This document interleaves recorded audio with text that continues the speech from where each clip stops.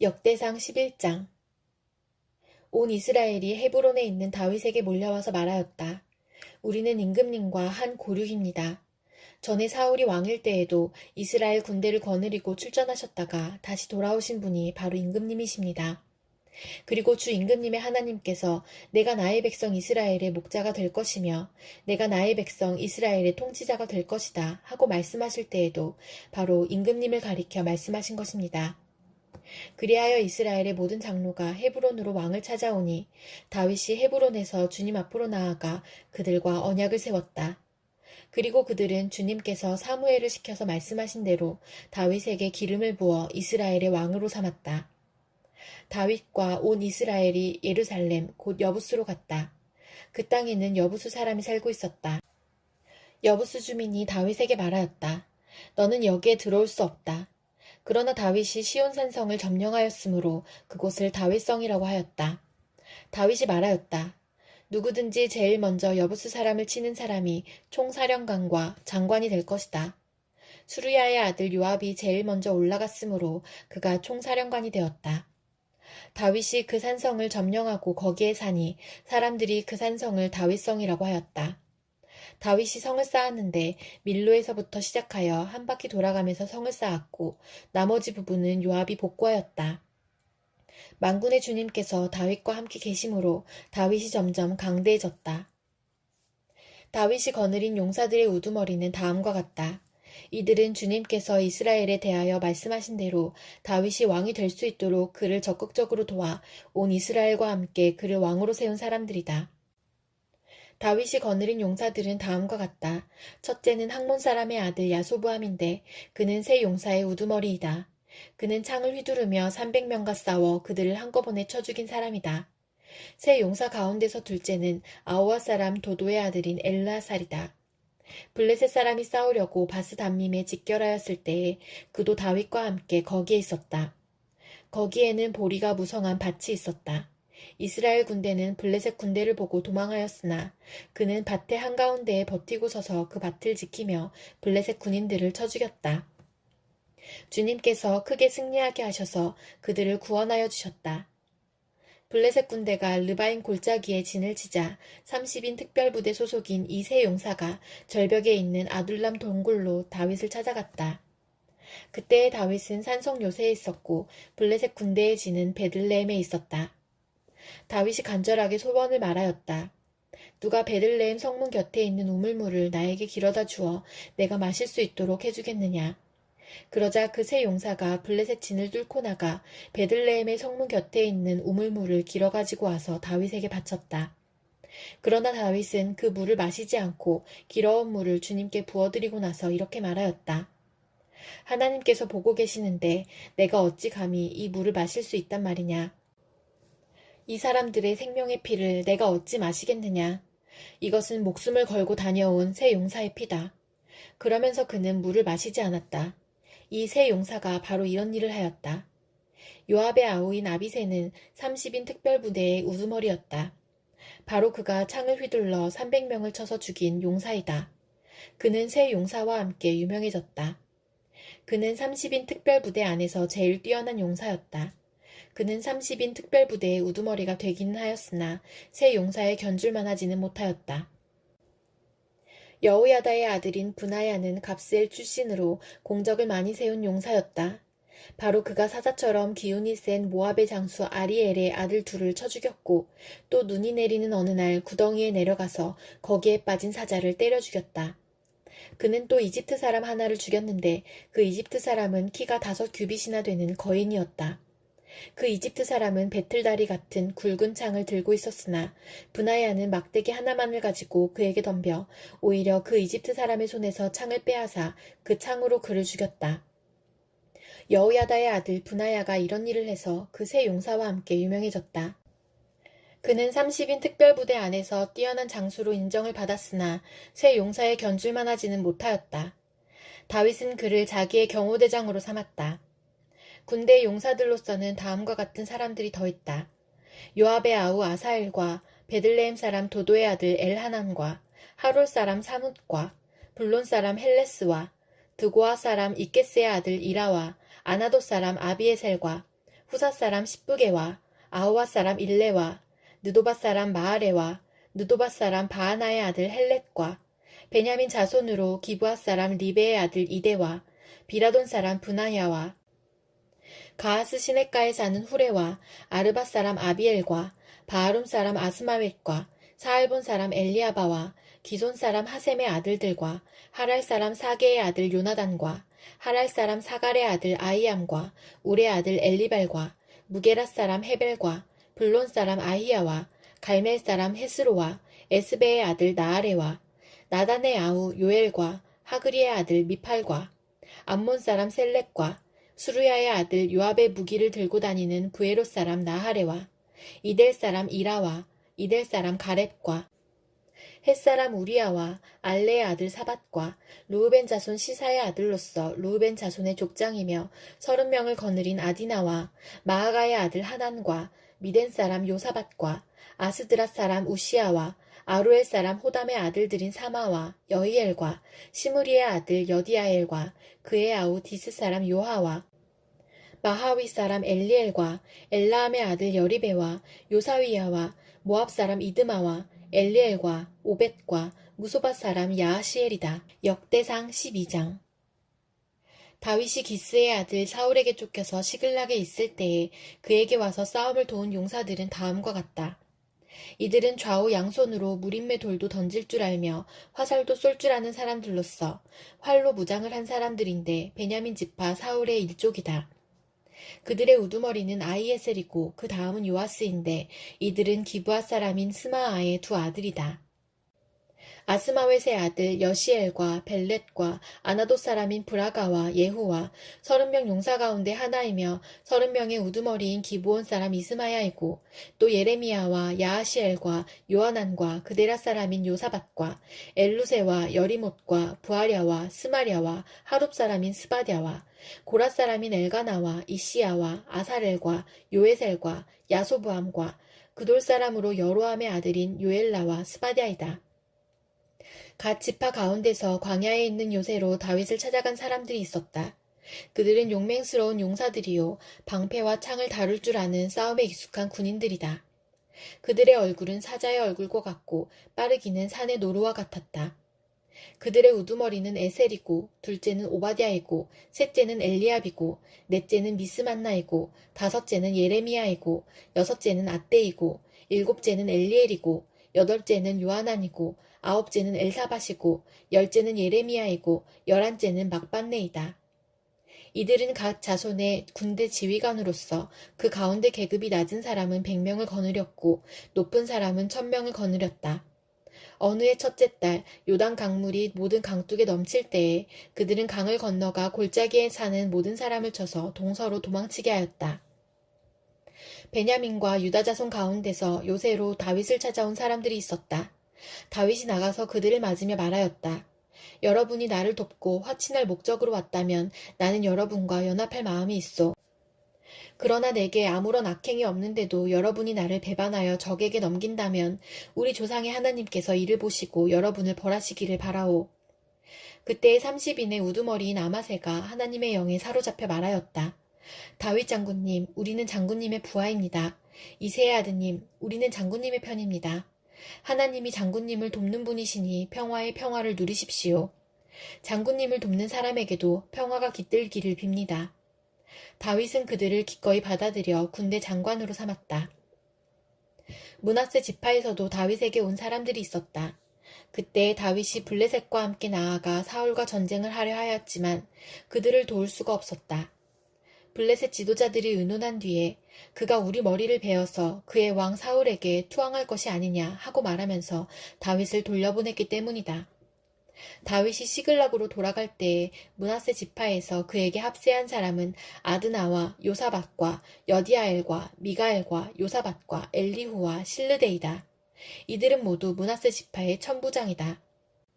그들은 모두 다 용맹스러운 용사들이어서 다윗을 도와 침략자들을 쳤다. 이들은 모두 군대 장관이 되었다. 날마다 다윗을 도우려는 사람이 모여들어 하나님의 군대와 같은 큰 군대를 이루었다. 싸우려고 무장하고 헤브론으로 다윗을 찾아와서 주님의 말씀대로 사울의 나라가 다윗에게 돌아오도록 공을 세운 사람의 수는 다음과 같다. 유다 자손 가운데서 방패와 창으로 무장한 군인이 6,800명이고 시므온 자손 가운데서 싸운 용맹스러운 용사는 7,100명이다. 레위 자손 가운데서는 4,600명인데 아론 가문의 영도자 여호야다가 거느린 사람은 3,700명이고 젊은 용사 사독과 그의 가문의 지휘관이 22명이다. 사울의 동족인 베냐민 자손 가운데서는 3,000명이 나왔다. 그들 대다수는 그때까지 충실히 사울 가문을 지켜왔다. 에브라임 자손 가운데서는 28,000명인데 그들은 다 자기 가문에서 유명한 사람들로서 용맹스러운 용사들이다. 므낫세 반쪽 지파 가운데서는 18,000명이 나왔는데 그들은 다윗에게 가서 그를 왕으로 추대하도록 지명받은 사람들이다. 이사갈 자손의 우두머리 200명이 그들의 모든 부하를 이끌고 왔다. 그들은 때를 잘 분간할 줄 알고 이스라엘이 하여야 할 바를 아는 사람들이다. 스불론에서는 갖가지 무기로 무장하여 전투체비를 갖추고 두 마음을 품지 않고 모여든 군인이 50,000명이다. 납달리에서는 지휘관이 1,000명이고 그들과 함께 창과 방패를 들고 온 사람이 37,000명이다. 단에서는 전투체비를 한 군인이 28,600명이 나왔다. 아셀에서는 전투체비를 하고 나온 군인이 40,000명이다. 요단강 동쪽에 있는 루우벤과 갓과 므낫세 반쪽 지파에서는 갖가지 무기를 가진 군인이 120,000명이 나왔다. 전투체비를 한 이 모든 군인이 다윗을 온 이스라엘의 왕으로 추대하려고 충성된 마음으로 헤브론으로 왔다. 그 밖에 남은 이스라엘 사람도 모두 다윗을 왕으로 추대하는 데 뜻을 같이 하였다. 그들의 동족이 음식까지 마련하여 주어서 그들은 거기에서 다윗과 함께 사흘을 지내며 먹고 마셨다. 또 그 근처에 있는 이사갈과 스불론과 납달리에서도 사람들이 음식물을 나귀와 낙타와 노새와 소에 실어왔다.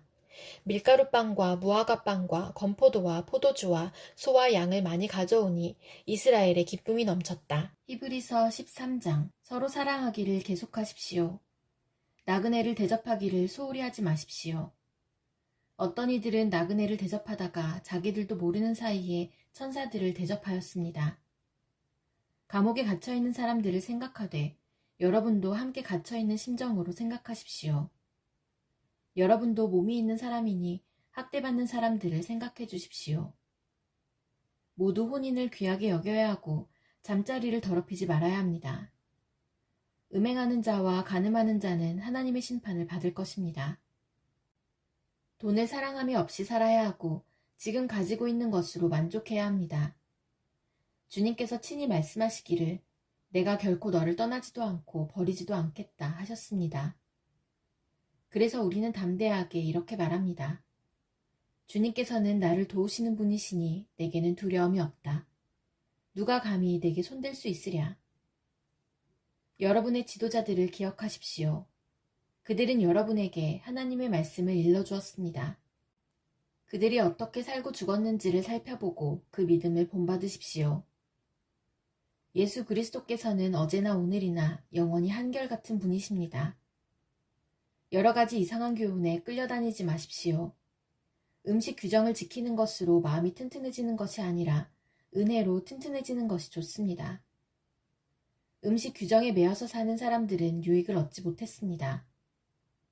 우리에게는 한 제단이 있습니다. 그런데 유대교의 성전에서 섬기는 사람들은 우리의 이 제단에 놓은 제물을 먹을 권리가 없습니다. 유대교의 제사의식에서 대제사장은 속죄제물로 드리려고 짐승의 피를 지성소에 가지고 들어가고 그 몸은 진영 밖에서 태워버립니다. 그러므로 예수께서도 자기의 피로 백성을 거룩하게 하시려고 성문 밖에서 고난을 받으셨습니다. 그러함으로 우리도 진영 밖으로 나가 그에게로 나아가서 그가 겪으신 치욕을 짊어집시다. 사실 우리에게는 이 땅 위에 영원한 도시가 없고 우리는 장차 올 도시를 찾고 있습니다. 그러니 우리는 예수로 말미암아 끊임없이 하나님께 찬미의 제사를 드립시다. 이것은 곧 그의 이름을 고백하는 입술의 열매입니다.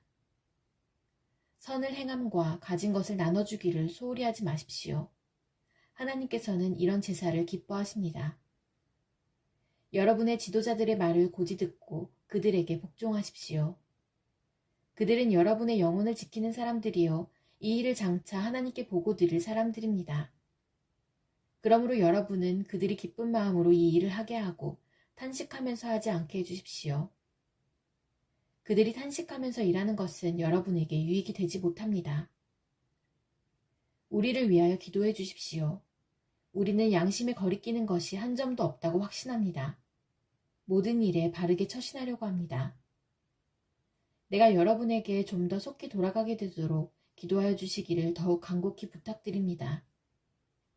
영원한 언약의 피를 흘려서 양들의 위대한 목자가 되신 우리 주 예수를 죽은 사람들 가운데서 이끌어내신 평화의 하나님이 여러분을 온갖 좋은 일에 어울리게 다듬질해 주셔서 자기의 뜻을 행하게 해주시기를 빕니다. 또 하나님께서 예수 그리스도로 말미암아 우리 가운데 자기가 기뻐하시는 바를 이루시기를 빕니다. 예수 그리스도께 영광이 영원 무궁히 있기를 빕니다. 아멘. 형제자매 여러분, 부디 이 권면의 말을 받아들이기를 권유합니다. 나는 여러분에게 짤막하게 썼습니다. 우리 형제 디모데가 풀려나온 것을 알려드립니다. 그가 속히 오면 내가 그와 함께 여러분을 만나보게 될 것입니다. 여러분의 모든 지도자와 성도에게 문안하여 주십시오. 이탈리아에서 온 사람들이 여러분에게 문안합니다. 여러분 모두에게 은혜가 있기를 빕니다. 아모스 7장. 주 하나님이 나에게 다음과 같은 것을 보여주셨다. 주님께서 재앙에 쓰실 메뚜기 떼를 만드신다.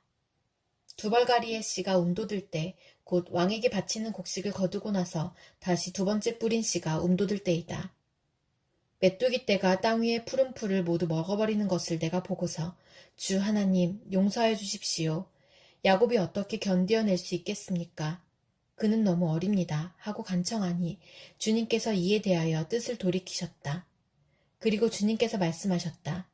이것이 이루어지지 않게 하겠다. 주 하나님이 나에게 다음과 같은 것을 보여주셨다. 보니 주 하나님이 불을 불러서 징벌하신다. 그 불이 깊이 흐르는 지하수를 말리고 농경지를 살라버린다. 이때에 내가 주 하나님 그쳐주십시오. 야곱이 어떻게 견디어낼 수 있겠습니까? 그는 너무 어립니다. 하고 간청하니 주님께서 이에 대하여 뜻을 돌이키셨다. 그리고 주 하나님이 말씀하셨다. 이것도 이루어지지 않게 하겠다. 주님께서 나에게 다음과 같은 것을 보여주셨다.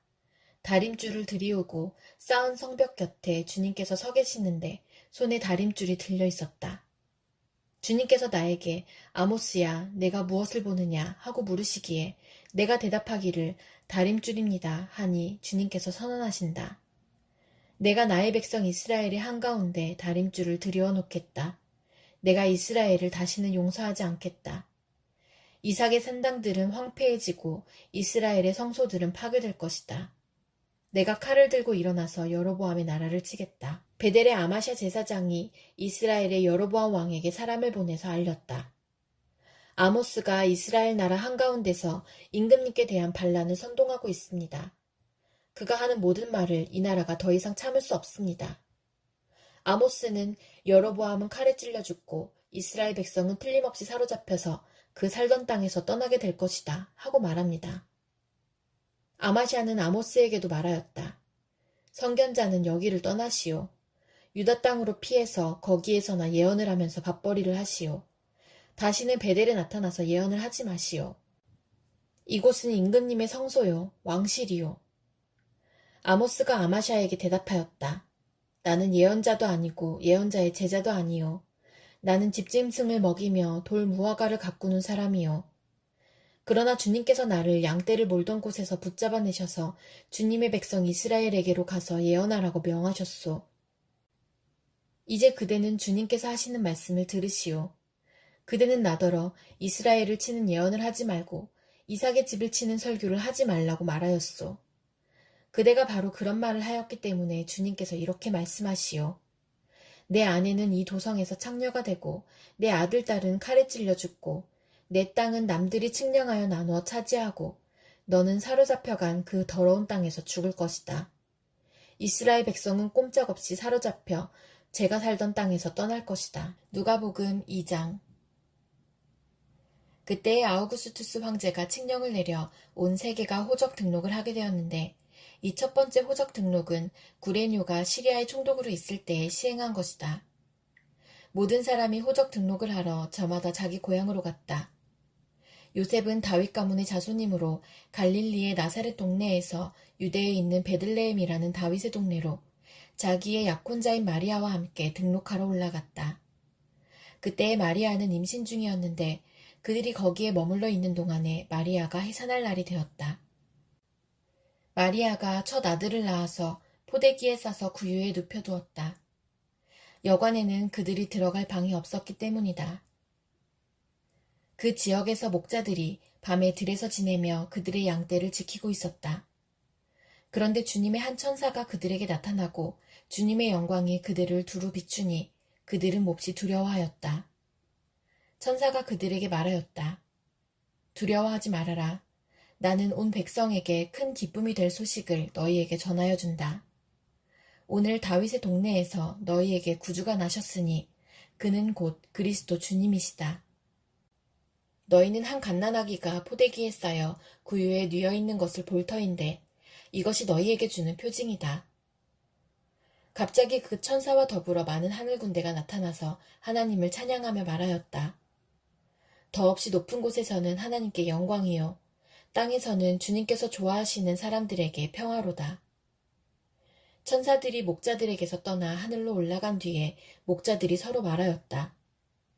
베들레헴으로 가서 주님께서 우리에게 알려주신 바 일어난 그 일을 봅시다. 그리고 그들은 급히 달려가서 마리아와 요셉과 구유에 누워있는 아기를 찾아냈다. 그들은 이것을 보고 나서 이 아기에 관하여 자기들이 들은 말을 사람들에게 알려주었다. 이것을 들은 사람들은 모두 목자들이 그들에게 전해준 말을 이상히 여겼다. 마리아는 이 모든 말을 고이 간직하고 마음속에 곰곰이 되새겼다. 목자들은 자기들이 듣고 본 모든 일이 자기들에게 일러주신 그대로임을 알고 돌아가면서 하나님께 영광을 돌리며 그를 찬미하였다. 여드레가 차서 아기에게 할례를 행할 때에 그 이름을 예수라고 하였다. 그것은 아기가 수태되기 전에 천사가 일러준 이름이다. 모세의 법대로 그들이 정결하게 되는 날이 차서 그들은 아기를 주님께 드리려고 예루살렘으로 데리고 올라갔다. 그것은 주님의 율법에 기록된 바 어머니의 태를 처음 여는 사내아이마다 주님의 거룩한 사람으로 불릴 것이다 한 대로 한 것이요. 또 주님의 율법에 이르신 바 산비둘기 한 쌍이나 어린 집비둘기 2마리를 드려야 한다 한 대로 희생 제물을 드리기 위한 것이었다. 그런데 마침 예루살렘에 시므온이라는 사람이 있었는데 그 사람은 의롭고 경건한 사람이므로 이스라엘이 받을 위로를 기다리고 있었고 또 성령이 그에게 임하여 계셨다. 그는 주님께서 세우신 그리스도를 보기 전에는 죽지 아니할 것이라는 성령의 지시를 받은 사람이었다. 그가 성령의 인도로 성전에 들어갔을 때에 마침 아기의 부모가 율법이 정한 대로 행하고자 하여 아기 예수를 데리고 들어왔다. 시므온이 아기를 자기 팔로 받아서 안고 하나님을 찬양하여 말하였다. 주님, 이제 주님께서는 주님의 말씀을 따라 이 종을 세상에서 평안히 떠나가게 해주십니다. 내 눈이 주님의 구원을 보았습니다. 주님께서 이것을 모든 백성 앞에 마련하셨으니 이는 이방 사람들에게는 계시하시는 빛이요 주님의 백성 이스라엘에게는 영광입니다. 아기의 아버지와 어머니는 시므온이 아기에 대하여 하는 이 말을 듣고서 이상하게 여겼다. 시므온이 그들을 축복한 뒤에 아기의 어머니 마리아에게 말하였다. 보십시오. 이 아기는 이스라엘 가운데 많은 사람을 넘어지게도 하고 일어서게도 하려고 세우심을 받았으며 비방받는 표징이 되게 하려고 세우심을 받았습니다. 그리고 칼이 당신의 마음을 찌를 것입니다. 그리하여 많은 사람의 마음속 생각들이 드러나게 될 것입니다. 아셀 지파에 속하는 바누엘의 딸로 안나라는 여예언자가 있었는데 나이가 많았다. 그는 처녀 시절을 끝내고 7해를 남편과 함께 살고 과부가 되어서 84살이 되도록 성전을 떠나지 않고 밤낮으로 금식과 기도로 하나님을 섬겨왔다. 바로 이때에 그가 다가서서 하나님께 감사를 드리고 예루살렘의 구원을 기다리는 모든 사람에게 이 아기에 대하여 말하였다. 아기의 부모는 주님의 율법에 규정된 모든 일을 마친 뒤에 갈릴리의 자기네 고향 동네 나사렛에 돌아왔다. 아기는 자라나면서 튼튼해지고 지혜로 가득 차게 되었고 또 하나님의 은혜가 그와 함께하였다. 예수의 부모는 해마다 6월절에 예루살렘으로 갔다. 예수가 12살이 되는 해에도 그들은 절기 관습을 따라 6월절을 지키러 예루살렘에 올라갔다. 그런데 그들이 절기를 마치고 돌아올 때에 소년 예수는 예루살렘에 그대로 머물러 있었다. 그의 부모는 이것을 모르고 일행 가운데 있으려니 생각하고 하룻길을 갔다. 그 뒤에 비로소 그들의 친척들과 친지들 가운데서 그를 찾았으나 찾지 못하여 예루살렘으로 되돌아가서 찾아다녔다. 사흘 뒤에야 그들은 성전에서 예수를 찾아냈는데 그는 선생들 가운데 앉아서 그들의 말을 듣기도 하고 그들에게 묻기도 하고 있었다. 그의 말을 듣고 있던 사람들은 모두 그의 슬기와 대답에 경탄하였다. 그 부모는 예수를 보고 놀라서 어머니가 예수에게 말하였다. 얘야, 이게 무슨 일이냐? 내 아버지와 내가 너를 찾느라고 얼마나 애를 태웠는지 모른다. 예수가 부모에게 말하였다. 어찌하여 나를 찾으셨습니까? 내가 내 아버지의 집에 있어야 할 줄을 알지 못하셨습니까? 그러나 부모는 예수가 자기들에게 한 그 말이 무슨 뜻인지를 깨닫지 못하였다. 예수는 부모와 함께 내려가 나사렛으로 돌아가서 그들에게 순종하면서 지냈다. 예수의 어머니는 이 모든 일을 마음에 간직하였다. 예수는 지혜와 키가 자라고 하나님과 사람에게 더욱 사랑을 받았다.